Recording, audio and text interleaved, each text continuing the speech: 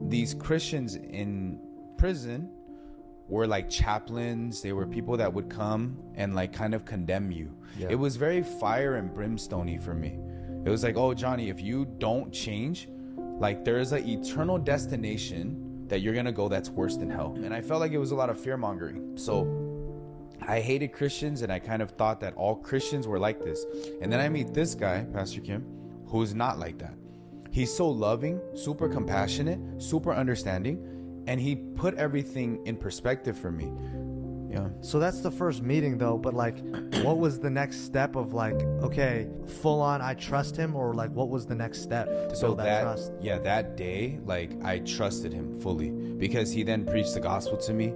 He explained to me that I was normal and that me being a sinner was normal. He explained to me the concept of sin, and he used an apple seed analogy, where he's like, when you look at the seed of an apple, where's the apples? You don't see it.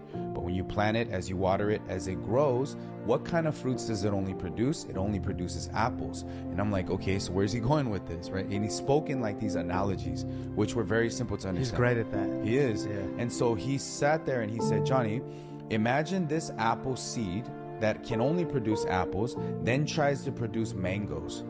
No matter how hard it tries, it's only going to produce apples. Right? And I'm like, yeah.